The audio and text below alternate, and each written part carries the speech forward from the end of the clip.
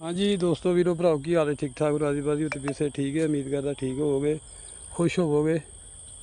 जनाब सुंडी पई सी आ देखो ना सुंडी ने सारे पत्ते खा गई कोई पत्ता नहीं छड्डिया इन्हें ते स्प्रे कर रहा मैं इन्होंने मैं और पिछले बूटियां नूं करती है चंद बूटियां नूं कीती अगे कर रहा वां ते नाल भी करना इंशाअल्लाह वो सारे पूरे किले के दुआले यानी कि स्प्रे करनी है।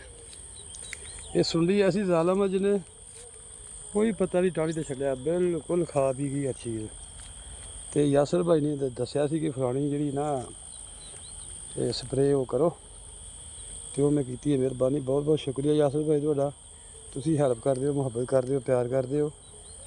तो जनाब जिस मेरे वीर दे भरा दे फार्मिंग दे पत्ते खा रही है ना सुंडी वो जनाब तुसीं स्प्रे लाजमन करो क्योंकि स्प्रे करोगे तो फिर ही तुहाडा जिहड़ा बाग बचेगा नहीं तो सुंडी जी पत्ते खा जाती है तो फिर वो ना भैड़े जे लगते हैं तो फल फ्रूट भी एडा कोई नहीं लगता। तो मैं नाल इंशाअल्लाह ताला सारे किले दे जेहड़े ना स्प्रे करनी है दिन भी थोड़ा जिहा रहिंदा है तो इंशाअल्लाह ताला जेहड़े ना कम मुकम्मल करना क्योंकि पैसे लाए आ तो फिर पैसे जेहड़े ना वो दुखते जो ज़ाया हो जाए।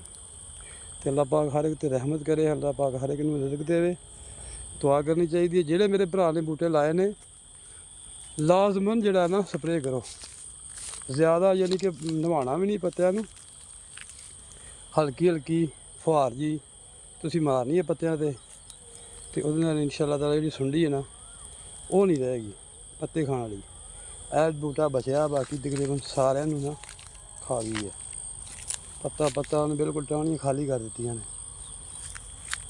हाँ जी तो जेडे मेरे वीर भरा मेरे चैनल पर नवे आए हैं चैनल में सबसक्राइब कर लो बैल आइकन दबा लो ताकि मेरी आने वाली वीडियो तुहाडे तक बआसानी पहुँच सके।